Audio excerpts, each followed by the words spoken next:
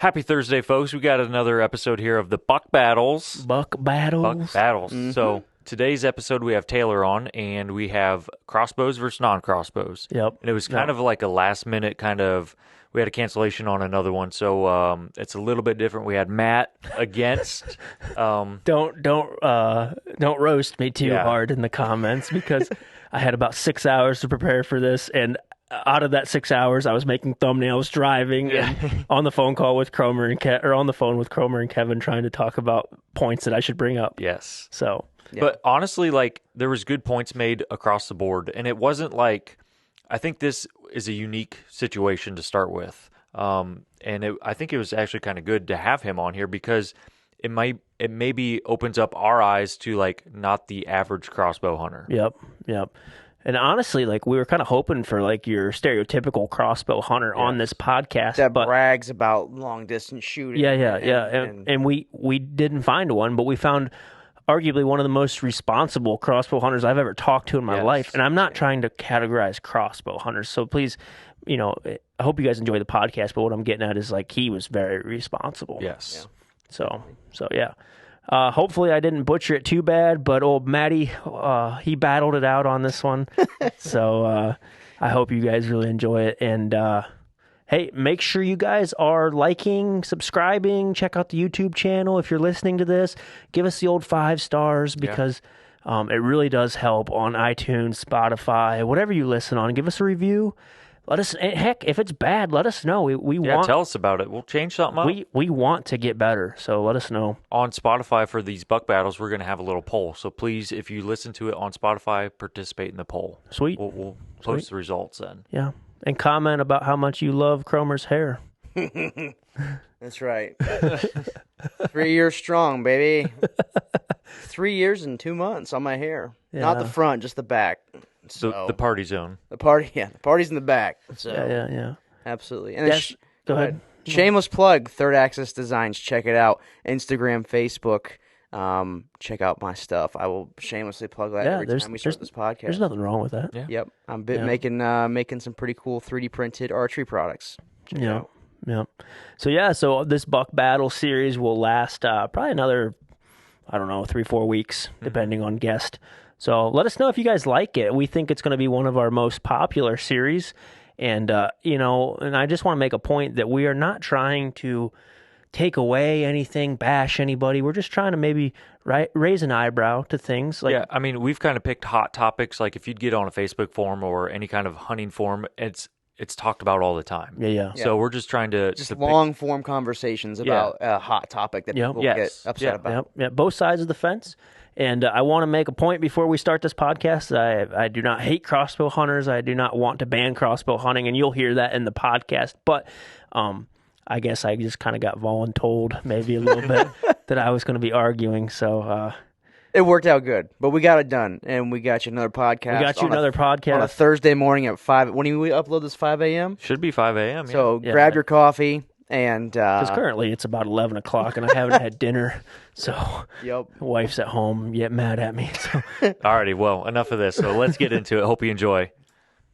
In 3, 2, welcome back to another episode of Born Again Bow Hunting Podcast. We're continuing our Buck Battle series here, and another hot topic. Yeah. So we have Taylor on with us, and Why don't you just dive in and tell us a little about yourself, tell us about the brand, and we'll go from there.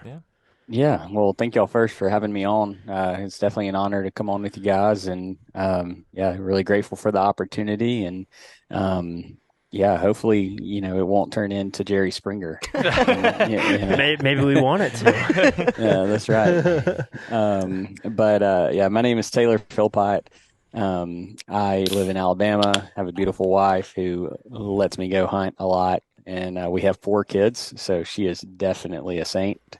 And then we own a pest control business, and we do a few other things business-wise, and then we have Revive Outdoors. So I founded Revive Outdoors in 2020. We lost our daughter, and then we had a couple of miscarriages in the same year, and I just found myself angry, sad, all over the place, but really found myself in the woods a lot, finding a lot of healing, being able to talk to God, cry to God, yell at God, and just really got myself back to the place that I needed to be. And it just revived my life. And so that's where Revive Outdoors, the name, came from. And it was founded out of that very difficult season. And so we kind of have three parts. We have a ministry part where we take people out in the woods, and the ultimate goal is to connect them to the Lord, deepen their relationship, strengthen their relationship, or bring them to salvation. And then we have where we put on events. So we helped with Mobile Hunters Roadshow along with Custom Gear and that team in this past year.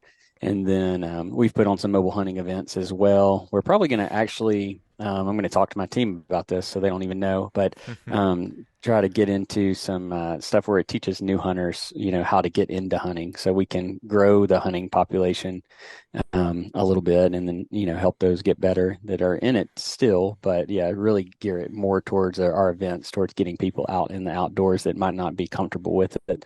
And then the last part, social media. So we use social media as a tool to reach people, but also as a way to gain support for the ministry side. So we get sponsors through, our social media presence because we have so many, impressions, views, et cetera, a month. And y'all know what that's all about. So it's been a really crazy, steep climb with Revive Outdoors in a very short period of time. And then me personally with Revive Outdoors, I started with a buck in every state, a mature buck in every state. And I think because I have 4 kids and a wife, I'm going to adjust that to a mature buck or a turkey in every state.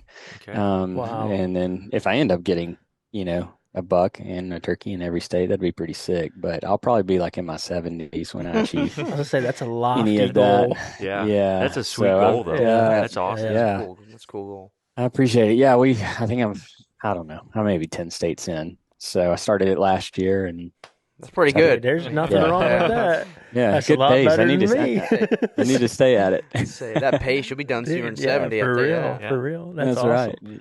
That's awesome. All right, so why don't we dive into our icebreaker? Hit them with some icebreakers. Okay. So the first one is during like hunting season, what's your go-to drink? It could be an energy drink, water, coffee, pop. When you're stopping at a gas station, what's Arnie your go-to? Palmer. Yeah. Well, okay, so out of state, I'll say I got an out of state drink, and then I got a home drink. So out of state, I usually will leave after I put the kids to bed, drive through the night to wherever I'm going. So it's going to be Monster makes a non-carbonated Monster energy drink that I love. Yeah. And I only like the one flavor, and I think it's maybe strawberry lemonade or watermelon. I can't remember. I think it's watermelon. Is that a good choice, Cromer, or I not? don't do the non-carbonated, but now I'll have to. I'll have to try it now. Yeah. I don't like carbonation. So I get it. Spicy. Hey, I just get it. a fair warning: if your heart stops, or if Yeah. you have numbness in your face, go to the ER because Yeah. you drink way too much energy drinks, right, Cromer? Yeah. Yeah, it wasn't that. So I'm good to go. Last week I had some numbness in my jaw, and I drink like the white Monster, like the Ultra Zero. That's like I replaced my coffee with that. So every morning I have that to wake myself up. And then one morning, my face started to swell, and then I had numbness in my jaw. I didn't really care about it. And then my wife's like, her grandpa was in the hospital like a month ago because his jaw went numb. I was like, well, I better go to the emergency room. So, long story short, just enjoy them in short spans, I guess is what I should say. Wow. Long story Yeah, short. I usually I'll drink half of it on the way to out of state, and then half of it on the way back. But listen, we have a friend, Black. He's on this podcast sometimes. He has like 2 or 3 a day. But he drinks bangs though, don't he? Dang, yeah. They're worse. No. that's even worse. They're worse than Oh. Monsters. Easily. Yeah, I don't know what doesn't he drink bangs? Oh, yeah. Yeah. That's his Oh, go-to. no. He switched to Red Poor Bull, guy. though. Did he switch to Red Bull? That's what he said. The last podcast, he said he switched. We'll see how long that holds up. So there's a couple Man. of us on this podcast that are connoisseurs of the energy drinks. But yeah, Gotcha. yeah. So Yeah, I support it. I'm not telling you to stop. I support it still. So Yeah, my mom tells me I'm going to die every day. Mine She sees too. me with one. So, Mine too. Maybe Hey, you got to go out some way. Maybe you Yeah. should listen to My your s- mother. Yeah, maybe. Go out with an explosion, literally. That's right. of Yeah, the heart. that's right. Yeah. That's right. Yeah, Quick. so I drink that to go out of state, but I'm pretty much a water and a Propel drinker. I don't like carbonation. I don't drink So does really. Mm-hmm. So that's it for me. I I try to like stay as propels healthy too. as I can. We're on the That's same good. team. Yeah, I like propels. So Good. So question number 2 is, what's your current bow setup that you're shooting? Oh, okay. Getting right into it. Yeah. So I am shooting a Raven R26 crossbow currently. I am considering alternatives right now. The vertical, I think it's called a vertical crossbow. I see Jerry post about it all the time. It's his company. That was pretty neat to try at the Birmingham Deer Expo when he was in town. He let me try that out. Um, Still not 100% sold on it. I just hate carrying the crossbow around the woods, which we'll talk Mm-hmm. more about that. But yeah, I'm running a Raven R26. At the time, I was looking for the most lightweight, compact crossbow I could find because they are such a pain to carry everywhere. Mm-hmm. And that's what I decided with. It was kind of the best bang for your buck in a crossbow at the time. Okay. And then the final question is like, what's your favorite trail camera that you ran this past season, and like how many do you typically run in a season? Well, I currently have 28 Tacticam Reveal X's. And so that is all I run. Yeah. And I actually have gotten rid of every non-cellular camera, but I have figured out how to make the Tacticam Reveal X's work where I don't have service, so it doesn't kill the battery, remove the SIM card, and suspend the cell plan on it, and then it'll act as a normal camera.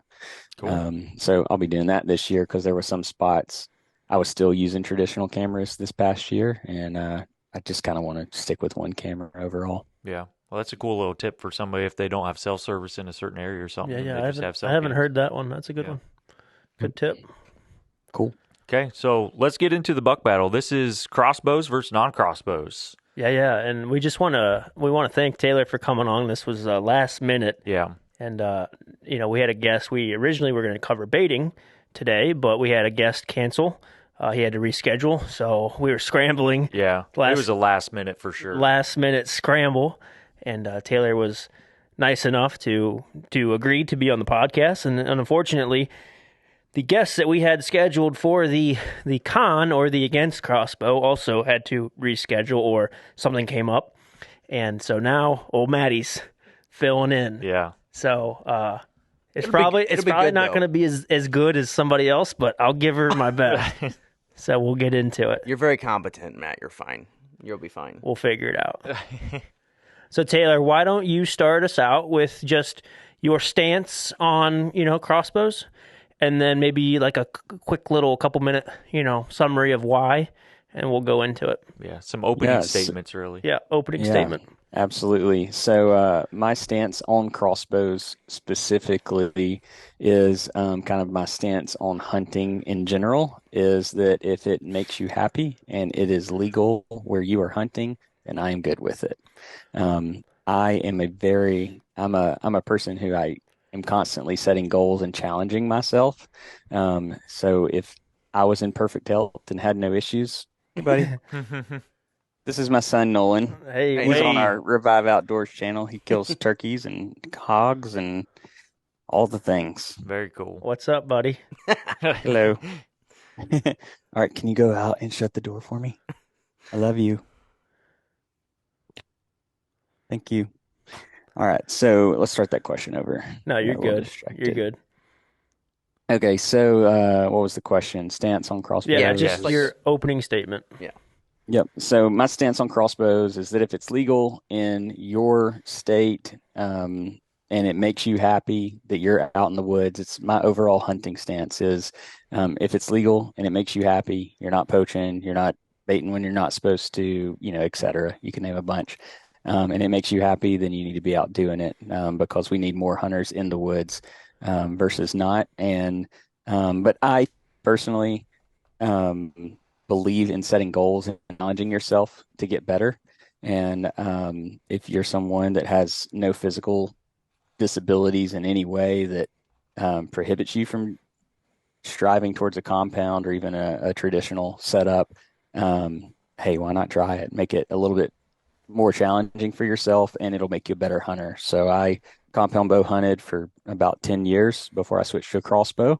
And you got to get in close to make the shots. And I bought a 350 bow, came complete combo setup because I didn't know if I'd want to stick with it. And I hunted with that same bow for 10 years. And if they weren't within 30 yards, I couldn't pull the trigger Yeah. because, I couldn't let it fly because it didn't have enough oomph to get there in time.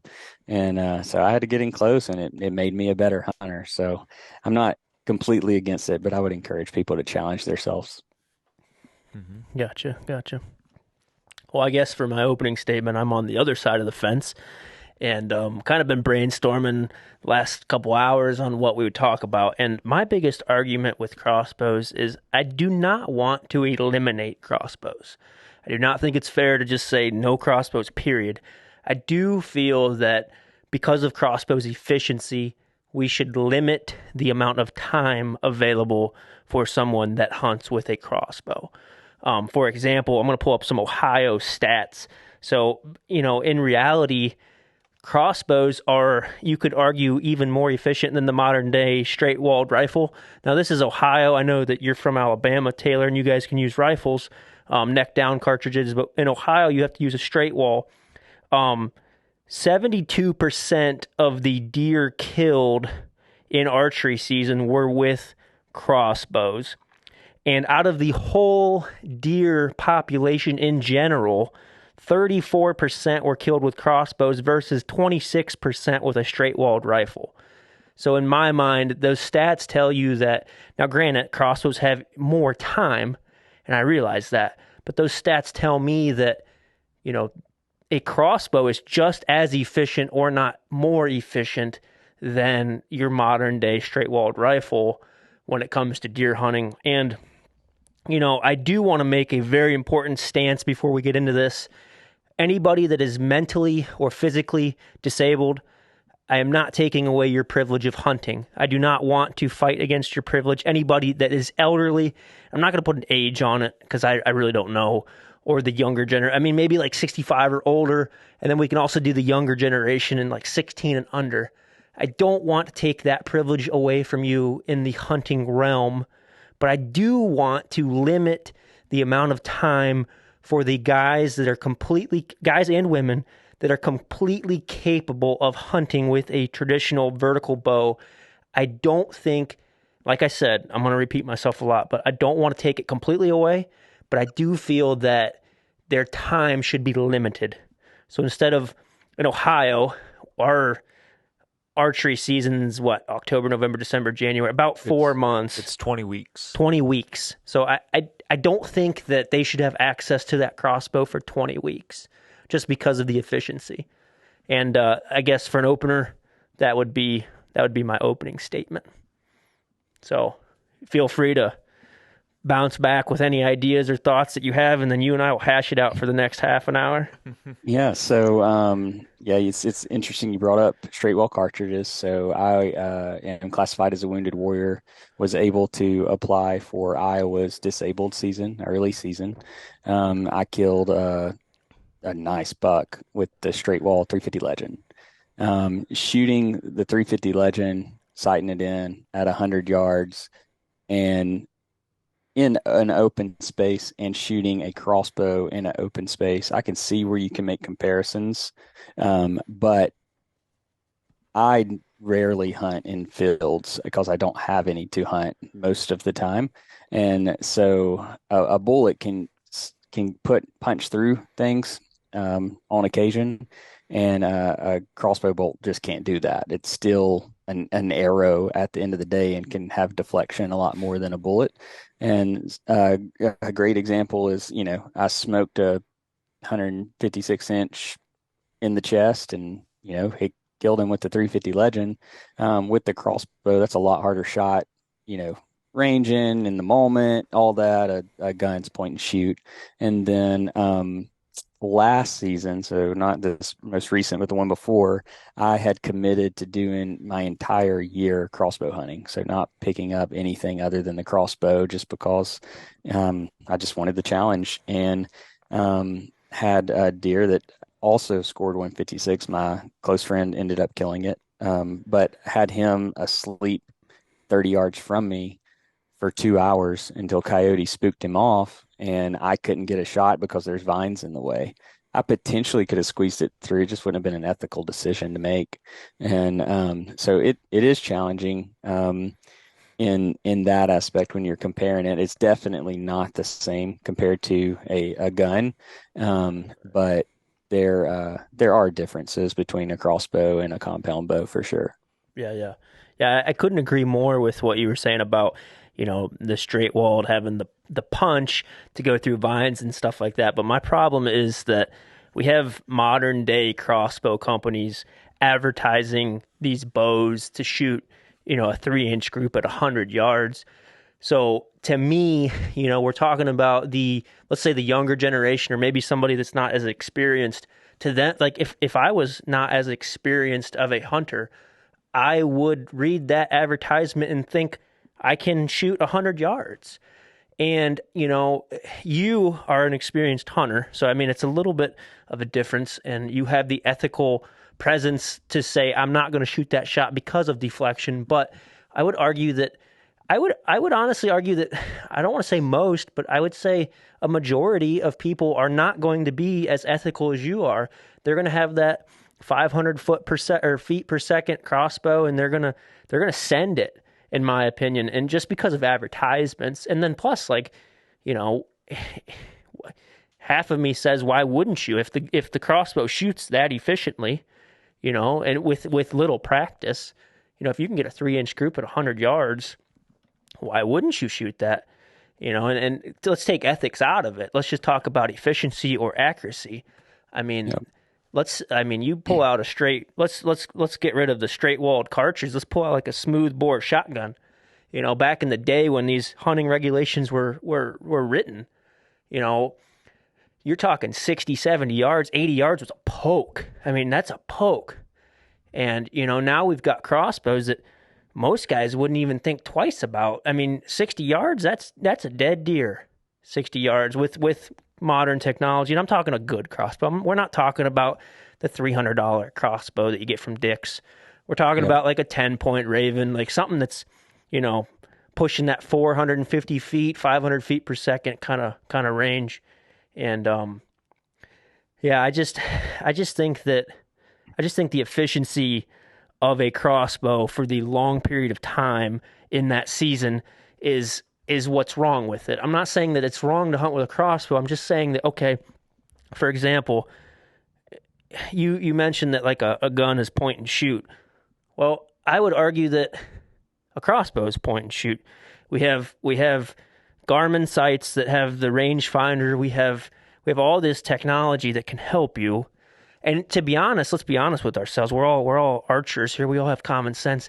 500 foot per second, your gap between 20 yards and 40 yards is probably the same pin, in the same crosshair, I guess you would say, in the crossbow. Like even if you misjudge, you're still not going to miss the deer, in my opinion.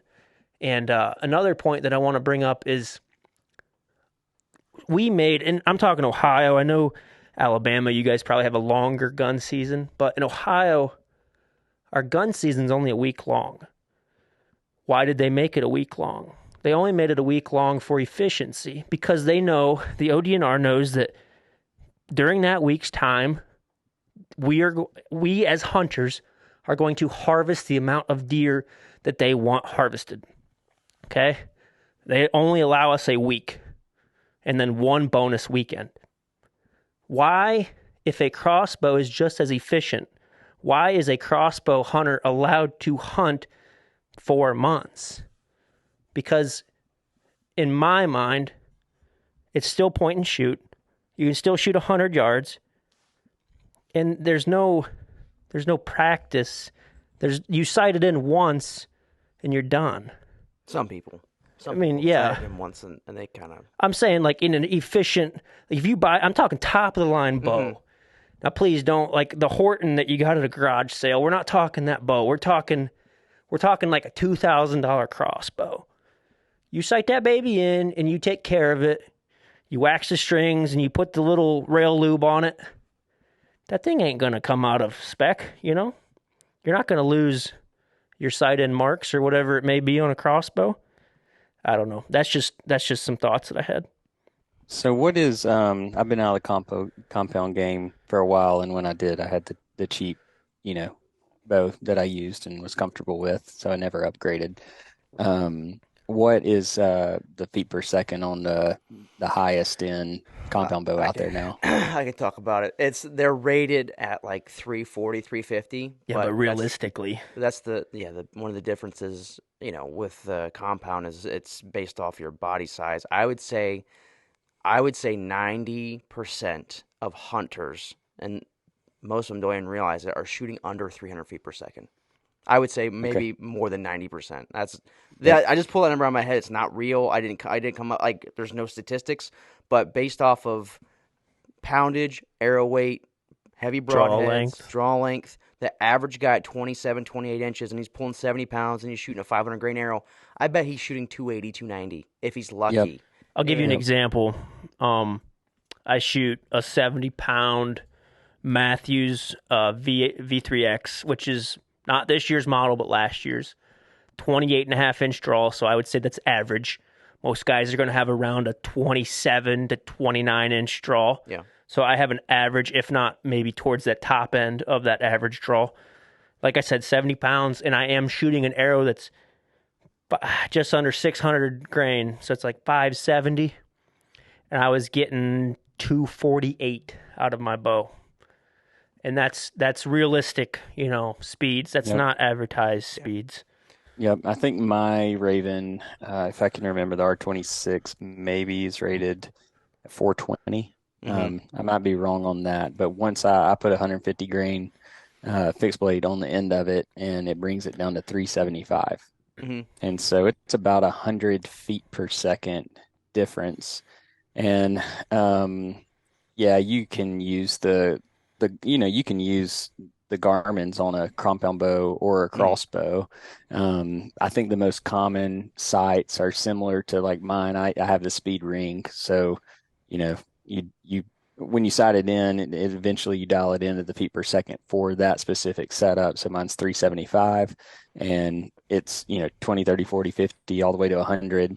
And it's not a flat shooting as most people think. Maybe the 500 feet per second, the R500 hmm and the equivalents in other brands maybe are more flat shooting. But when I have shot at 100 yards, just goofing off, you know, I can hit probably, and I was in special forces as a sniper, so there's a little bit more experience there. I would not feel comfortable saying I can do a 3-inch group because of wind hmm and because of the quality of the bolt that's flying through the air. There's so much that goes into it, and then that's just at a target. hmm Um, and then you're talking a drop of, I mean, it's got to be several feet. I Yeah, mean, when I if not when I more. aim up, I mean, it's up and it arches over, and it gets there fast though. So that's I think when you come to modern day compound with a pin sights, a single pin where you adjust the The yardage, slider. I think that you know, whatever you're using modern day sites, they're all pretty comparable. But the thing that, you would want to really compare is the time of the arrow being in flight or the bolt being in flight would be a great comparison for this argument. And then two, a compound bow is slower, so it is going to have more arch. So I mean, you got to look at limbs coming across, not just hanging down. But yeah, it's you're talking about the feet per second. I passed about 40 yards. Um, that's the only time I worry about a deer flinching fast enough to drop and for me to get in the, no man's land or not hit my target. So 40 yards and under. So what would it be with the compound bow? What would you say is your drop? I Dude, I'll mean, be honest with you, and average this bow. is this is being completely honest. Yeah. I've had alert does duck my string at like 16, 17 yards. Head down or I'm head up? talking head down. So obviously Yeah. easier to drop, Yep. but I've still had it happen. You would think modern day technology, you should be able to smoke her at 16, 17 yards. And now, granted, like you make a valid point, head down.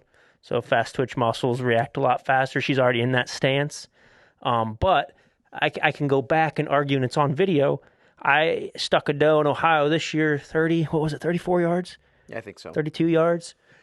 She was out feeding in a bean field. I didn't know I was around at all, like just no care in the world, just out there munching. And put her head down a couple times, picked her head up. I'm aiming right at her heart, thinking, oh, she'll duck a little bit from the sound. Like, oh, she's going to, tense up. I'll just aim right at the heart. That way, if she doesn't do anything, I'll smoke her. And if she ducks a little bit, double lung. I hit her high shoulder, like deer's anatomy, their spine kind of comes down a little bit before it goes up into the neck. I hit her like real high shoulder, like almost spine, and she dropped. But and Jarrett can put this in the video for anybody watching this video. For anybody listening, please go to the YouTube channel if you want to see. I put a red dot on where I was aiming, and I was shooting a lighted nock, so like you can see the arrow in flight. And if she wouldn't have moved, I would have hit directly behind the elbow. 10 ring. But because she dropped, it was in my mind, it was an unethical shot, even at 34 yards with modern day technology. Now, granted, most guys will argue that I'm shooting a slow setup, which I am, but I don't think, like to Cromer's point, I don't think most people realize what they're actually shooting because they don't. Because I promise you, companies would be losing money if people knew how fast they were. Just because your bow's advertised at 340, 350, whatever it may be, you put an actual realistic setup on it, you'd be lucky to get 290. Realistically. Yep. Definitely. Yep. So. Yeah. I would drop 50 feet per second, advertised with a proper setup, and it was only adding 50 grains to the broadhead. That's it. Mm-hmm. That's not much at all. And then, a good point to make here is I got a lot of flack. I think my most viewed video is my crossbow kill in Illinois. Yeah, and that's how we found you. Yeah, so that video, I got a lot of flack for taking that shot. I like to think I'm a little bit more aware from my military background when I'm taking shots. So I'm paying attention, even with a crossbow, the wind impacts it, past 40 yards, I would say. That's when I start paying attention to everything going on. So what is the background noise? And so in that, there was no wind, but there was enough background noise where I know that at 60 yards that bolt is going to get to that deer faster than he's going to respond. Once you get about 70 to 75 yards with my crossbow, then that's when you start really getting worried about drop, even with a little bit of white noise, in the background. And but yeah, I stuck him in the heart. He had his head up. So I knew even if he dropped a little bit, me aiming at the heart, I would at least hit the top of the lungs. And I would never take that free-handed. I was in a ladder stand and had a rail, a shooting rest. So that crossbow was not going anywhere. And then, a nice, good, press of the trigger and not pull of the trigger and breathing settled and, all the things that go into a shot that I've sat and shot and cranked that stupid Raven over and over and over practicing. As much as it sucks, it was, even when I got to Illinois, I had just shot my crossbow the day before and I got to Illinois and I set up my crossbow and I was shooting 60-yard shots, because that's where I feel like, you're getting into the unethical range at my ability. I think most people are going to be in the 30 to 40 range because they're just not going to practice. Yeah. And I think that with crossbows, I am for people getting out, but I would warn those to not have a false sense of security. I have sighted my R26 in, after it's been restrung, and I haven't touched since, and it's always dead on zero, but I still double check it before I go out. If it's been a little bit before I've shot, or even during hunting season, if it's been a week or two and I've cranked that thing back and cranked it back down, at the end because I didn't shoot anything, I still will test it here and there because things can happen. And I don't think enough people with crossbows, I think they get a bad rap for being lazy, Yeah. because they are. Yeah. Yeah. Hmm. And it's, go grab it off the shelf, side in it a little bit, and go hunt. And I would just encourage people to be a good steward of our wildlife and do everything that you can in your power when you get ready to pull that trigger to make sure it's going to be as ethical as possible. I don't think anybody goes out to intentionally harm, but I think maybe we could honor and respect the wildlife a little bit more, and make sure that we're prepared to the best of our ability and take all things into consideration. What's the wind doing today? I mean, a 20-mile-an-hour wind can be very common in the Midwest, during the archery season.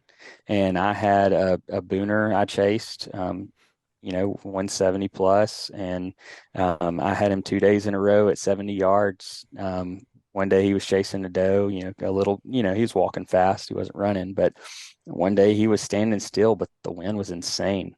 And 2 weeks, a month prior, I was in Illinois taking a 60, 65-yard shot. What's 5 more yards? Yeah. That's what a lot of people would tell themselves, but I just couldn't do it because I knew the wind was all over the place. It was blowing this way at me, but down there it was blowing that way. So what does that do to that deer? It doesn't honor, that dude's lived to be a giant. I don't want to wound him and then, disrespect him. I want to beat him at his game, and making a bomb of a shot and hoping I get lucky. Just it didn't feel like the right thing to do, so I didn't do it. And I have nightmares of watching his antlers move through the move through the CRP. But Yeah. hey, that's okay.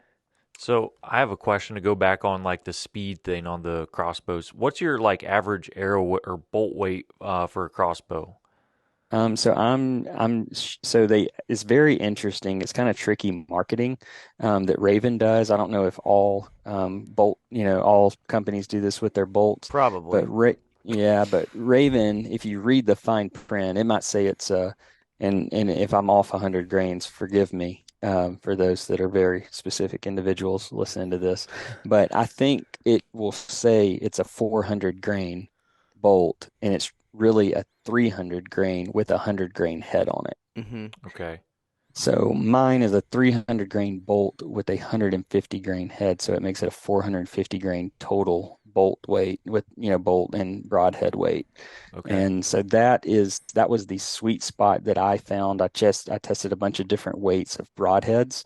I don't feel personally comfortable changing my bolts on the Raven, just because you get into warranty issues and stuff. A lot of guys will do it, but I like my warranty, Yeah. You and need it with a Raven. yeah, and so it's under so much tension. Yeah, Something's going it to happen is. eventually. It Yeah, is. I mean, mine did explode, but I was a week and a half out from Illinois, and they turned it around in 3 days and That's cool. had me new strings and new limbs and everything. So their customer service for me was incredible. The bow's under a lot of tension, Hmm. and sometimes things just happen. It's nothing's perfect in this world, but Yeah. I tested a bunch of different, weights of broadheads because I didn't want to touch the bolt. And I thought that actually a 250 grain broadhead would have been better, but 150 actually was the best because once I got to 200 and 250, it just dropped so drastically, Hmm. at further distances that it just become, I mean, unethical at that point for Yeah. me. I think because the bolt is so short and Yeah. there's so Yeah. much weight in the Yep. front, there's nothing to stabilize it past like 40 yards. So, like what you're saying, it almost does like a dive bomb, and then it probably almost like a far enough distance, it would almost hit a deer sideways probably because of how down the nose of the arrow is. Yeah. There's Yeah. That's no exactly what facts it behind does. it, but I'm just imagining in my head. Don't quote Yep. me anybody, but yeah, That, it just yep. almost comes in sideways on the deer at a certain Yep. distance, obviously. Yeah, you're exactly right. So my targets when I tested the 500 grain, which is a 400 grain bolt, plus, 100 grain or 150 grain, so 550 grains total. Mm-hmm. And people tore me up and said I was wrong and, all this stuff. I'm like, well, I just tested it. I just shot it and it nosedived, but it also would turn exactly when Mhm. every single one of them was a diagonal in the target. They were mad because you didn't use the factory specs. Is that what they were yelling at you They about? were they were mad because, everybody thinks that with Ranch Fairy out there that Oh, if it doesn't weigh 800 grains, yes. then it 1,000. What can't are you kill talking about? something. Yeah. 1,000. Yeah, and so people were arguing that the most efficient, I tested it all and I saw it for myself that the most efficient and fast and accurate was, 450 total grains for Mhm. my R26, and Yeah. a That's lot of cool. people did not agree with that. Gotcha. Yeah, I a lot guess of I didn't yeah, realize that the bolt weighed that much. I mean, that's very comparable to the average like hunter setup for a compound yeah, bow, really. absolutely. Yeah, So yeah, 450 is pretty Yeah, average. yeah, right around 500. gotcha.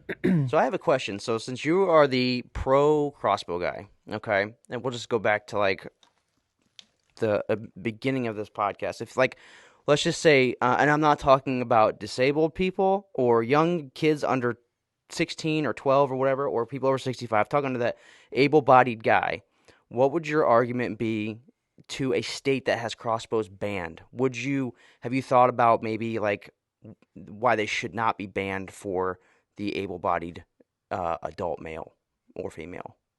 Yeah, I think it goes back to what I said earlier is, I am for people getting in the woods Mm-hmm.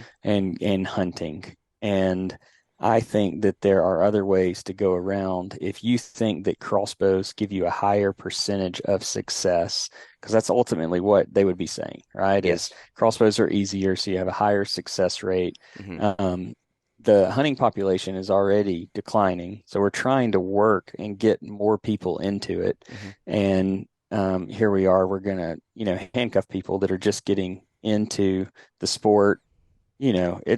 I mean, going out and buying a compound bow, um, most people are going to buy it from Bass Pro Shops or Cabela's. There's no local archery shop for them. Mm-hmm. And they're going to buy a compound bow off the shelf. The guy at Bass Pro that probably doesn't know what he's talking about tries to teach them how to shoot it. They watch some YouTube videos. They still don't really know what they're doing. And then they're going out and hunting, and that can be scary, Mhm. for people. It's intimidating, but also it can be unethical because, a lot of people who get in the crossbow compound argument are very well versed hunters. A lot of people who are diving that deep into arguments are not your, Mm-hmm. guy that hunts a couple times a year, or the guy that's just getting into it. I Yeah. mean, you've been around the block, you know what a peep is, and you know what a kisser button is, and you know what the different sights are that are out there. So when people are just getting into the sport, I think there needs to be opportunity for crossbows to be present. And I think that, it'd be impossible to create a system like this. But, as you gain experience, so hours in the woods. So I'm a pilot as well. So we track airplanes by hours. It's not how old it is. It doesn't matter if it's in 1970 or 1990. It's how many hours it is. And so same thing with being in the woods. I'm 32 and I could be a better or a more experienced hunter than someone who's in their 50s who's hunted their whole life, but they've been a weekend warrior because I could go every single day of the week and I can get more hours in the woods. And so if we could track people's hours in the woods and that they're actually striving to get better each time, and then they graduate from a Hmm. crossbow into a compound, and then all these guys that are compound bow hunters that are just so against They have crossbows. to go to a Guess what? recurve. You have to go to a Yeah. recurve. You got to Yeah. be a traditional bow hunter. Hmm. And I'm all right if with we're that. gonna, yeah, if we're gonna continue to, you know, got to get better. So it's like almost like you're leveling up, So but you're it saying comes like with more I challenge. kind of like that. So like if you're hunting out of state, if you've never harvested a certain amount of deer in your state, and like you go to Iowa, based off of your history of your kills, you could take a crossbow because you are just new to the industry. That's kind of like a theoretical like argument. That's kind of interesting. Yeah, yeah. That's an interesting no, point. Well, I do like that point. Yeah, that's interesting. Let's talk about it this way. This would be a lot better analogy. A lot of dads and moms, it's not traditional anymore to bring your children up in hunting. It's been an American pastime for a long time, but now it's not. But if it were still for most families to, be well versed in hunting or, go hunting as a family, what would most people start their kids with? Yeah. Of course. Well, yeah, Crossbow. Right. No, they wouldn't. Oh, It's a gun. rifle. A gun, yeah, sure. Oh, sure. yeah. A gun. Yeah, I mean, sure. yeah. So they're going to start with the rifle. Mm-hmm. When you get into the straight wall and shotgun things, I'm talking about like a place like Alabama where we can pretty much, or Yeah, Texas. Texas can do whatever they want. They can Mhm. probably shoot rocket launchers at deer. but yeah, they're going to start with a rifle, and then, maybe they then, as they get older and they can handle it more, they then go to a single shot muzzle loader. So now their dad or mom or whoever's letting them hunt muzzleloader season in addition to the rifle season or the shotgun season, because it's a little bit more challenging because you only get one shot. Mm-hmm. And then little Johnny gets older and he's a teenager now, and he's been hunting, and now he's getting his first compound bow. And so it's a similar progression that I would love to see people take, but it's illogical because, somebody might go buy a crossbow and hunt a whole season today, and 7 years from now, they haven't been back in the woods since that one season, and then now they're going to get back out and they're going to go grab a crossbow again. Yeah. Yeah, and I think to your point, I don't think any of us here, especially myself, who's supposed to be arguing why, against it, nobody's arguing that like, I want people to get involved. I want children to get involved. So, like, as an aspect of kids, like, yeah, of course, start them with, a crossbow or whatever's easiest rifle, you mention and progress. But I guess what I'm getting at is, like, nothing's fair in this world, but you take a grown man who's fairly capable, whether he's, brand new into the outdoors or not, and you give him a, Raven crossbow or a 10-point crossbow or whatever that's the higher model. He is 10 times more efficient than I am in the woods, where I've been, I pride myself in being a pretty decent shot. I'm not the best, but I do ethically take a lot of responsibility in my ability to shoot a bow, because I want to 100% have the confidence to kill you're taking a life, right? Like a lot of people don't realize that every time you draw back, or every time you go to, put your cheek on the old, cheek pad or whatever, you're taking a life. So I think ethically speaking, you are like in left field compared to like where at least my mind would go with like the majority of hunters. Like you carry yourself very well. You talk about a lot of ethics, and I know your situation's a little bit different, and we can get into that later.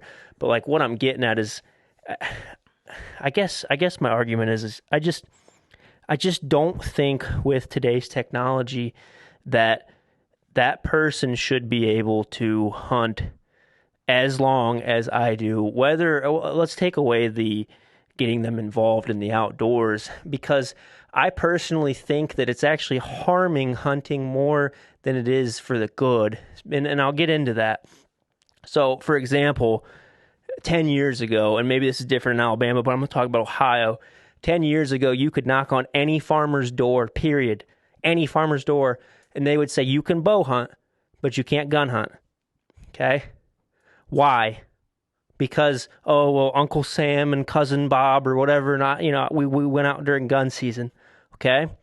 You go to any farmer's door now, try to get permission, you can't. Because all those guys that were the gun hunters 100%. Okay, so all the guys that were gun hunters are now into the Yes, and archery season. I firmly believe that the reason why it's so hard to, and everybody, this is countrywide. Everybody talks about this. Why do you think the hunting public started? The reason why it's so hard to obtain private land is because exactly what you were saying.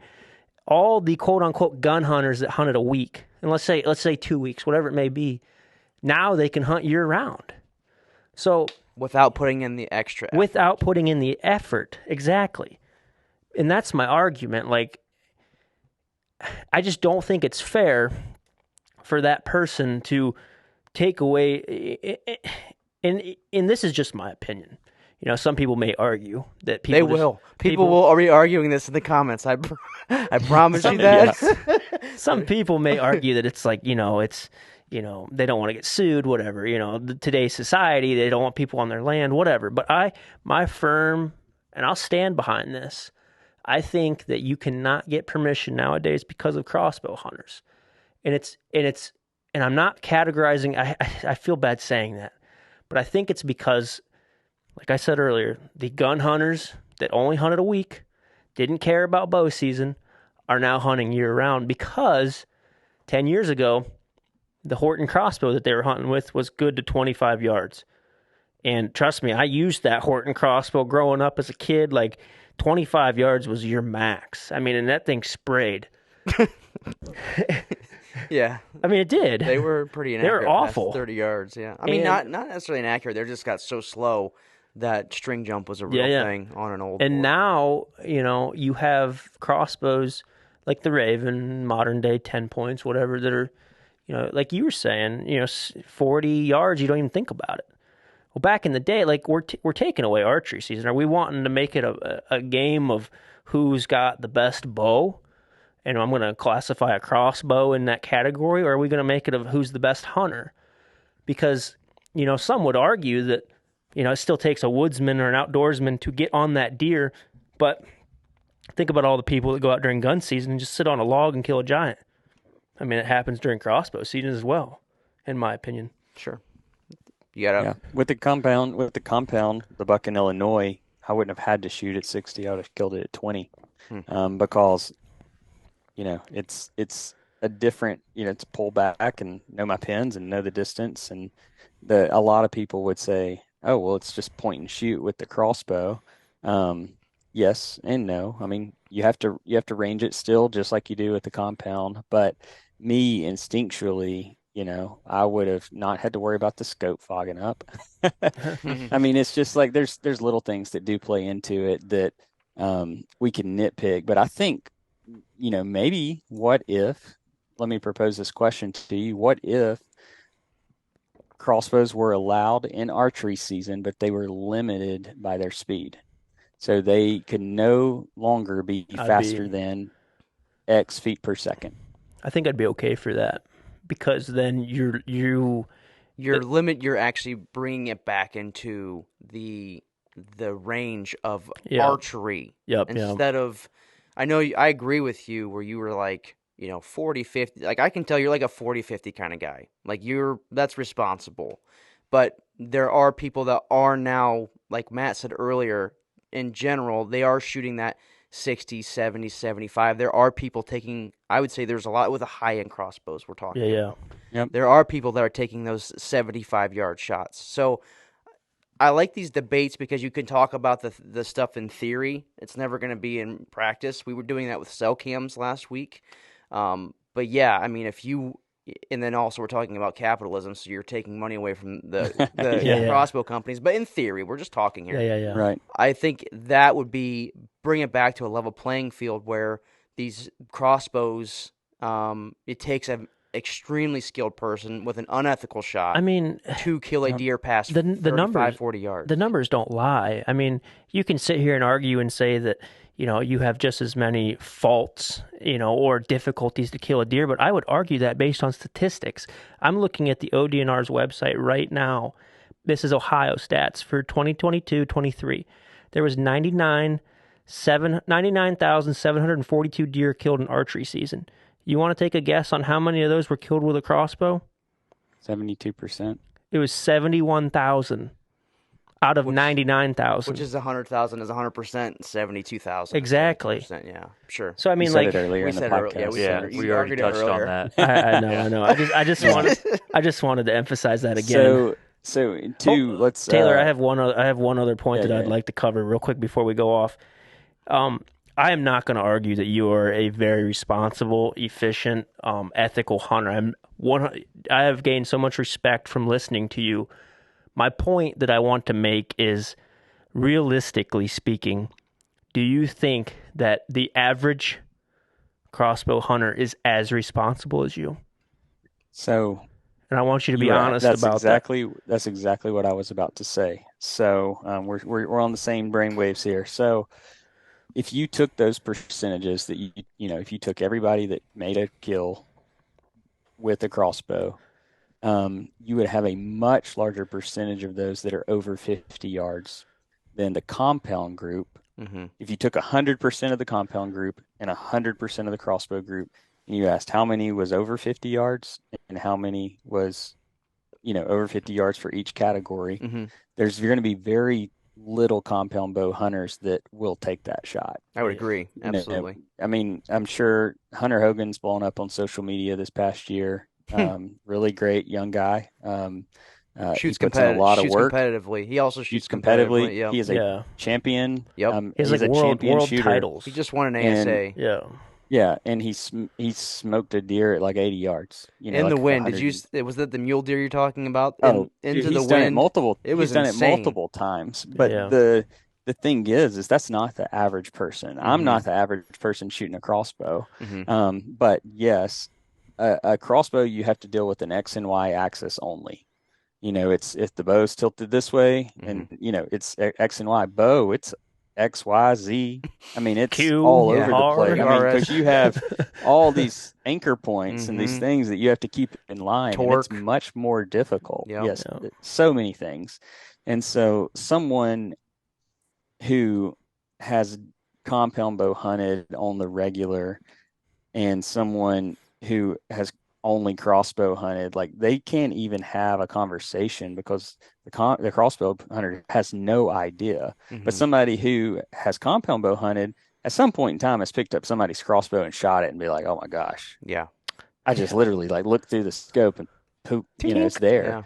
Yeah. And I would not argue that it's if anybody was just say that it's a same level of difficulty, they're just Denial. trying to, they're in denial. Yeah. And, They are. but so the amount of people who are confidently going to take a 50-yard plus shot, which I, in most situations, would consider unethical, for all the reasons I've stated before, are going to be so much higher with the crossbow because it can give you a false sense of security. Yes. And then even the experienced people with crossbows, like me, I would pride myself in killing a deer at 7 yards before I'm one of these guys that, I see it in the crossbow hunting groups and they're like, yep, shot one at 110 today.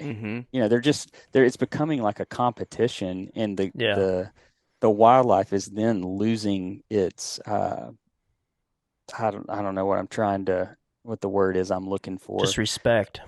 Yeah, you're losing respect for the wildlife. It's it's almost like, dehumanizing, that you're taking a life. And, but it becomes, the further people get in the crossbows, the more expensive they buy. They buy the Raven, the 500, the electronic cocking. They just keep buying that when they could just go get a compound bow and become a better hunter. And that is frustrating. But I would also, on the compound argument, I became the hunter that I am today. And I was very fortunate. My first compound bow buck was a 150-inch deer. And I was just hunting in the right place, my backyard. And I got permission to hunt the 200-300 acres behind me. And I just so happened to have a giant in my backyard and didn't even know what I killed because I just grew up watching the Outdoor Channel, hunting like once or twice, my whole life growing up. I kill a 150-inch deer. I just thought it was, I seen what I saw on the Outdoor Channel. Everybody kills that kind of deer. So I just thought, I got a good buck. I actually sawed the antlers off and used them as rattling antlers for 3 or 4 years. No, you didn't. until I showed up one day to hunt with a friend, and he's like, "What are those?" I'm like, "Oh, these are my rattling antlers off my first bow kill."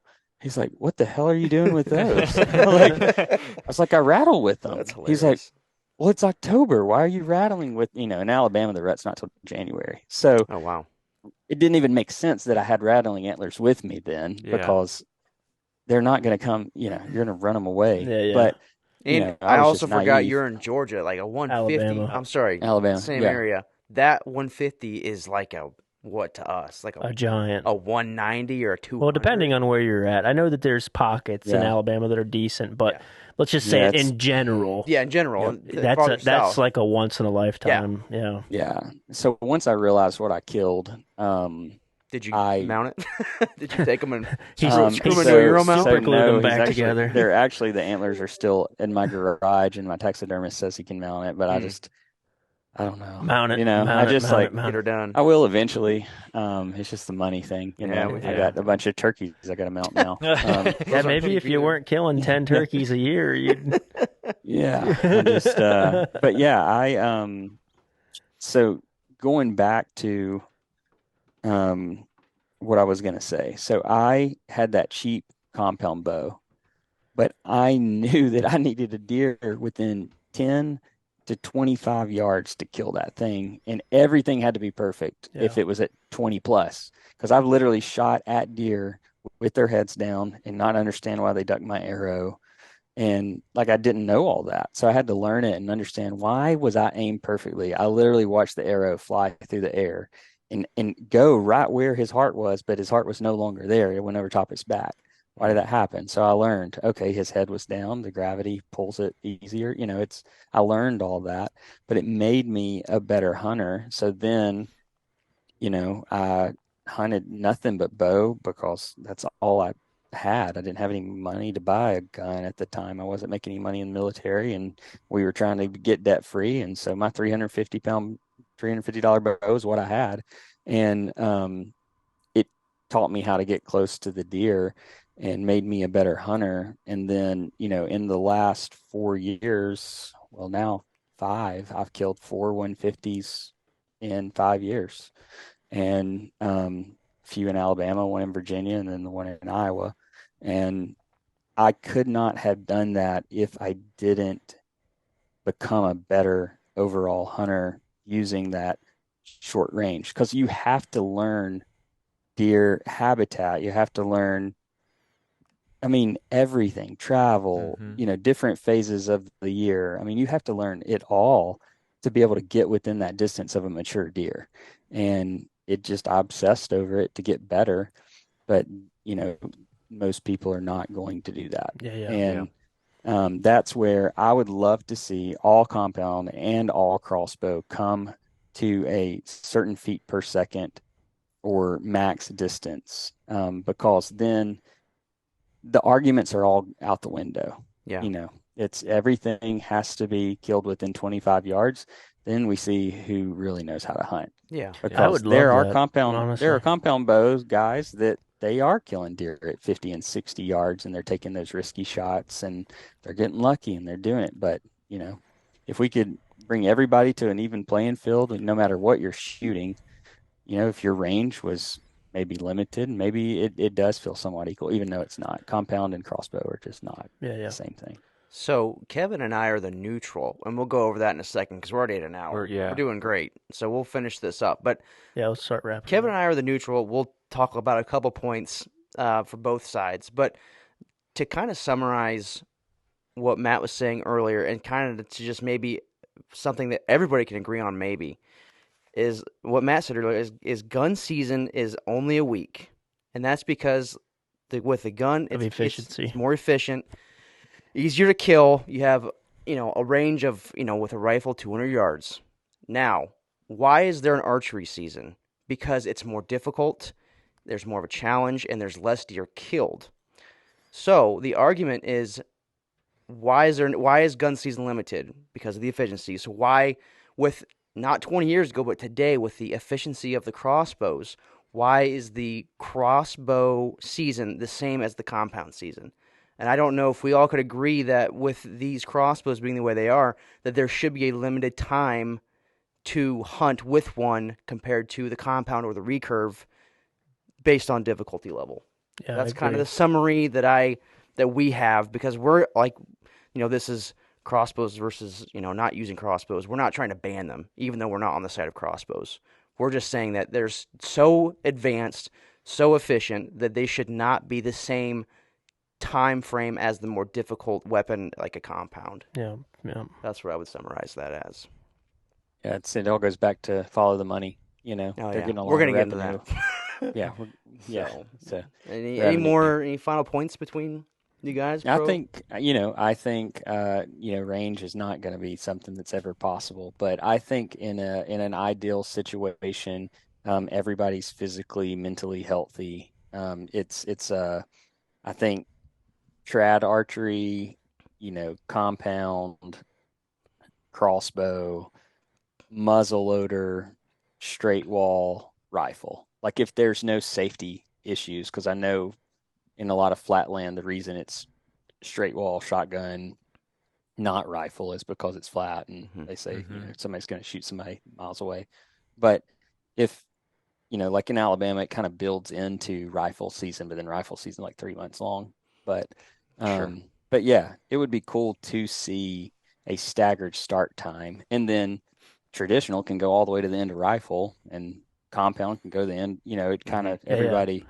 But I would love to see that. I would love to see. yeah, Obviously, traditional guys would have the most time, right? Because they're yeah, limited the most.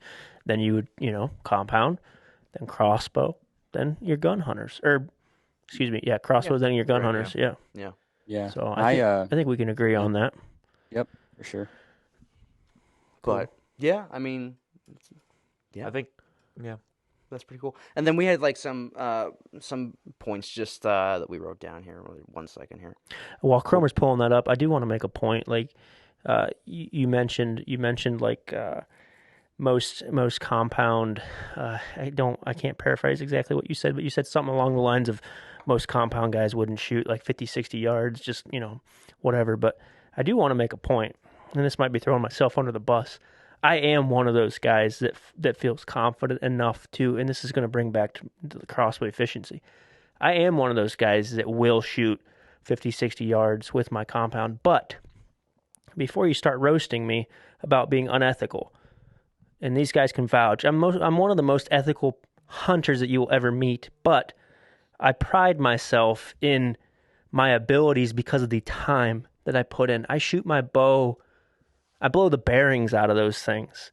And I'm not just saying that to like brag, but what I'm getting at is, and this will be my final stance before we go into neutral. That crossbow guy, and I think we are all on good terms, but I just want to make a final point. That crossbow guy he doesn't have to practice that much, and he can be efficient at that range, where in order for me to be efficient at that range, I have to shoot my bow 3 to 4 or 5 times a week, let's say 100 arrows. And I'm not talking just throwing arrows and lollygagging. I'm talking like really pushing myself, shooting for score, like really trying to be better. And then, I would limit myself at 60. And I push myself with archery equipment. Where a crossbow guy, you made the comment on, some Raven thread or whatever. Oh, I shot a deer at 110 yards. I mean, do we really want archery season to turn into that? Mm-hmm. I guess that's just where I'll end, and we'll go from there.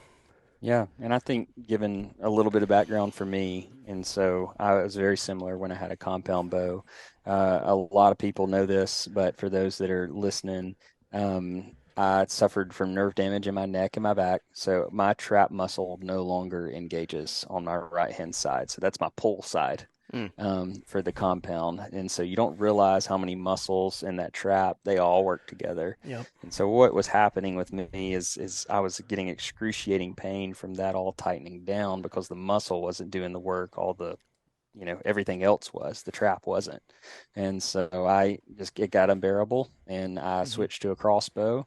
And then when the bow season came back around and I had been practicing with my crossbow, I was like, you know what? I'm going to Illinois next week, and my crossbow's getting repaired at Raven. I'm going to pull out my compound bow again and just see if my neck's good. And that was a big mistake. Oh. So I shot maybe 8 to 10 arrows that day. And I'm like, man, I kind of feel tight. I woke up the next day in excruciating pain, had to go to emergency chiropractor, couldn't move my neck without the nerve being hit and scream, like agonizing pain. And, for people who, like me, look fit, I try to stay healthy.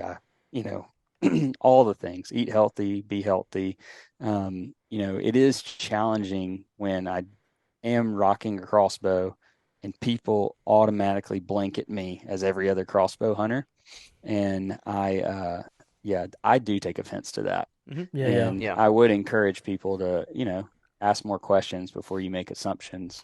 But the same can be said about a lot in the hunting industry. Yep, Yeah. And that goes back to what I said in the beginning is be happy for people if they are happy. If they are out in the woods enjoying themselves, be happy for them.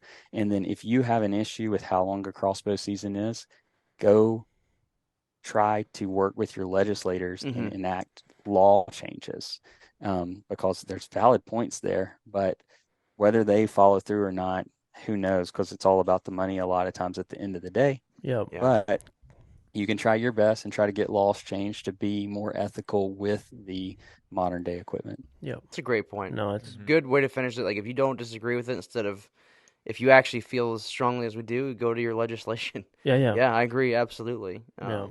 Very cool. The last point that has not been covered, and it kind of did a little bit, is the only negative side to limiting the crossbow would be the small businesses that could get hurt by it. We definitely would, outdoor shops and pro shops, especially in Ohio. There's a lot of shops that have kept people employed and stayed in business because crossbows are being sold, especially locally. So, but at the same time, what we are arguing is not to get rid of them. We're just arguing to limit the season. So, yeah. But yes, that we definitely, as we were talking as a group, there are definitely negative sides to taking things away, and that's definitely the conversation to be had. But yeah, I would say that one of the worst things would be to hurt the small businesses that are that need the business for the crossbows, especially in Ohio. Yep.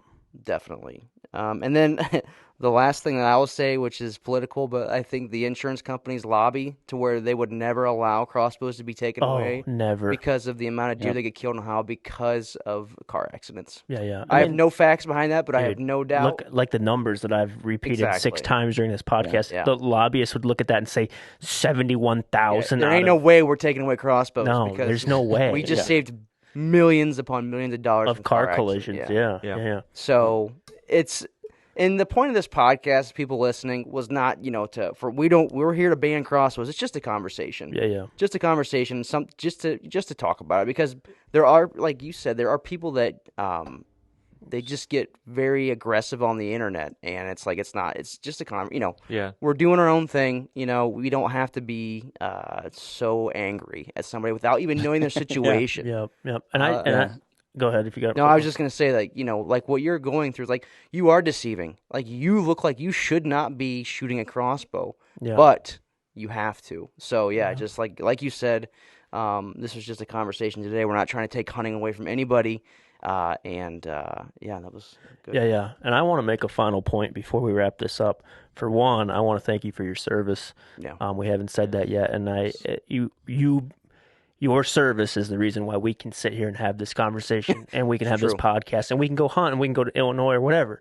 So thank you for your sacrifice, ultimately. And for one, I will say that I'm gonna take some ego off my shoulders, because I'm not gonna lie, I've kind of classified crossbow hunters as like this group, and maybe I need to sit back and be a little bit more realistic and hear their side of the story. I'm not saying that everybody has the same story that you do, but Taylor, you've opened my eyes, and I appreciate it, because, like Cromer was saying, if I were to see you walking through the woods on public with a crossbow, my first thought would be like, he's ruining it for everybody. Like, what is this guy doing? That would be my first thought.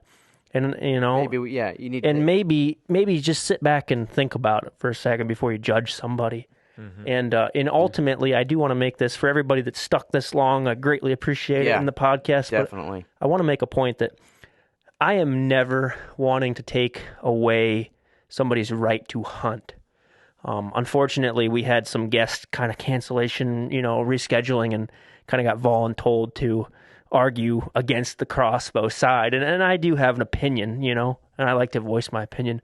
But I do want to make a final point before we wrap this up. It's like, I am never, like you were making the point of, if it's legal and it makes you happy, have at it.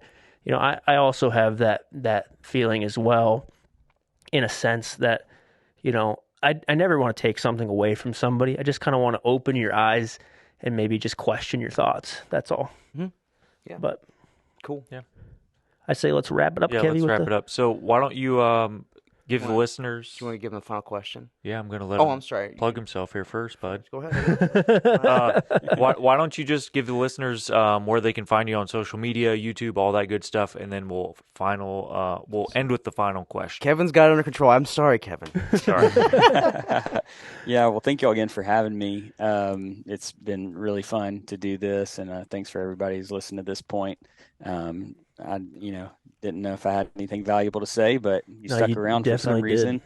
And yeah, I would give anything to not carry that crossbow through the woods. Oh, I hate it. I miss my compound so much.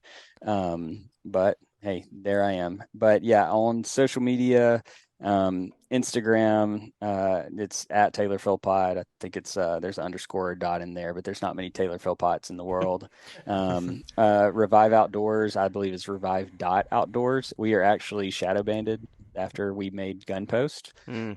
So we are no longer, it's very difficult to find us on Instagram. So we're considering what to do about that. Yeah. Facebook, we have very limited reach from a Revive Outdoors standpoint. And then I have my personal Facebook that people can, friend me, follow along there. And then YouTube is, the thing I enjoy the most. I feel like I can make a big impact. And, if you got gear that you want me to review or you got tactics you want me to break down, anything that I can do to help someone out, I'm more than willing to.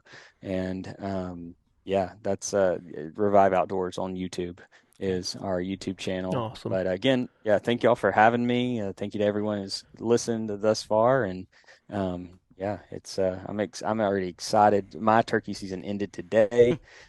Yeah, 10 turkeys, finished my crossbow grand slam. I am pumped that turkey season's over. Yeah. And I can start coyote hunting a little bit, but ultimately start looking for it. I've already started planning deer Yeah. season. Yeah. So I realized I missed the Kansas draw. Oh no. I was so sad. I have I the put preference it points for and it. everything. I almost panicked. I have to put in for Yeah. Iowa here soon. Isn't that coming up, or maybe it's right now? I have to look. Iowa. Very Hey, excited. I want to make a point real quick before Kevin asks the question. Remind me, because I will forget. This is how my memory works. There's some tips and tricks on the shadow banning stuff, especially from a Christian brand. Just remind me after we end this. I'll podcast. touch base on that Okay, cool. because Okay. we ran into that same problem. Sure did. So the final question is, what have you learned from hunting that you can apply to your everyday life? That is really good. I think, what have I learned from hunting that I can apply to my everyday life? That's deep. No rush on We answering. actually want it to be a pretty Yeah. deep answer, so take your time. And we can edit some of this out, so it's not a big deal. Take your time, Right, yeah. seriously. Yeah. So ask the question again. What have you learned from hunting that you can apply to your everyday life? I think for me is when we went through losing our daughter and then having 2 miscarriages, being able to go into the woods and express how I truly felt. I would literally go to the deepest part of the woods that I personally could go to, because I'm a private property guy. I don't hunt very much public land. I'm a door knocker, and the deepest valley, the thickest that no one would hear me scream, and I screamed and I yelled and whatever I did, I let God know how I felt, and I was angry at God. I didn't understand why He took my children away, and being able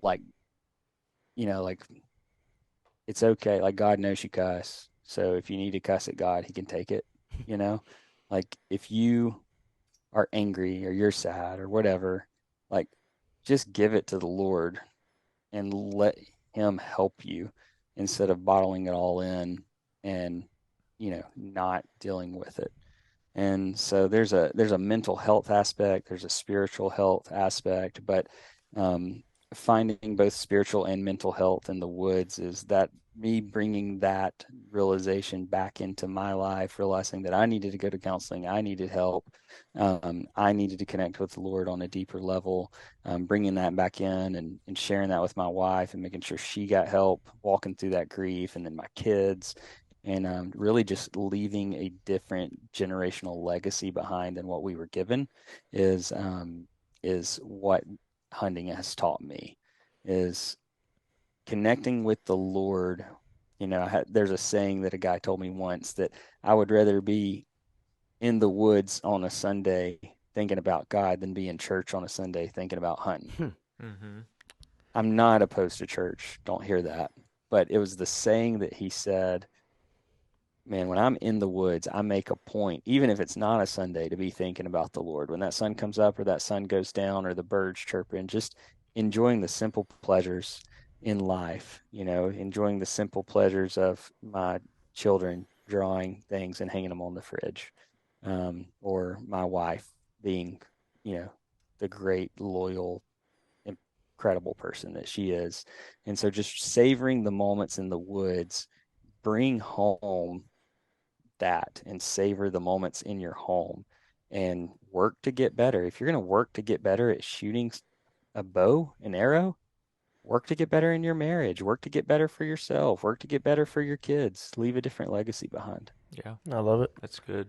I love it. Yeah. So we had a guest, David Miller. He talks. He.